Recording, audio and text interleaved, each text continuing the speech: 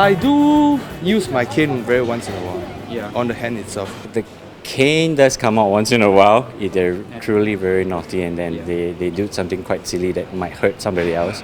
Yeah, then the cane will come out. Maybe on the hand, but I don't like to slap my kids. I think slapping is a very bad idea. Yeah.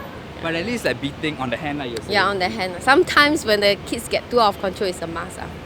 It seems parents here are not averse to caning their children when they misbehave. But in Sweden, these parents can get into trouble, as corporal punishment on children, either at home or in school, has been a criminal offence since 1979. Stockholm is known as the city which loves children, with its many playgrounds and childcare centres such as this. And the children love it here as well. After all, Sweden is the first country where beating and spanking a child is considered a criminal offence.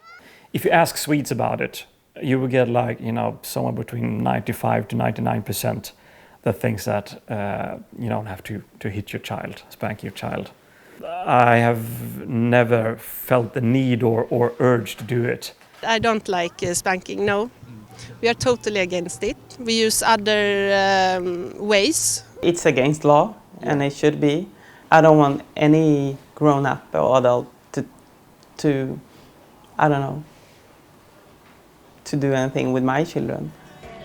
While Swedish parents gasp at the thought of spanking their children, Singaporean parents think the anti-spanking law in Sweden is too prescriptive.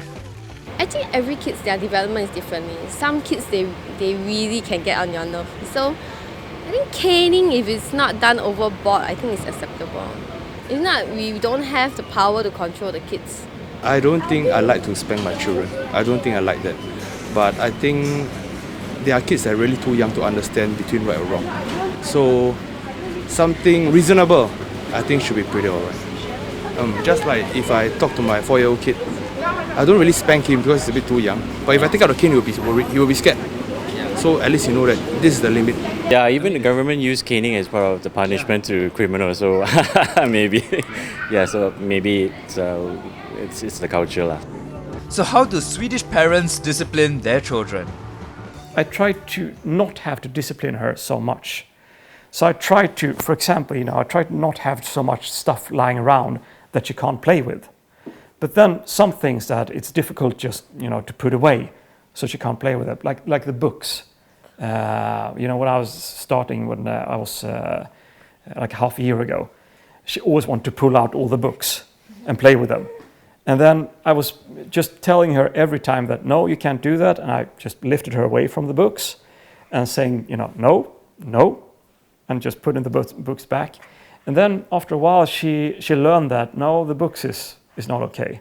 If he don't behave, then maybe we say you can't go out today, or you can't watch TV, or you can't play on the iPad, or he's like, or he needs to sit in his room for like 2 minutes just to think about what he's done. You have to be consistent what you say, and sometimes strict, but then in a loving manner. Love, you have to have love in everything, but strict and have rules. That's very important. Keep watching Razor TV as we bring you more stories from Sweden, including the trade-offs of parents getting 16 months parental leave.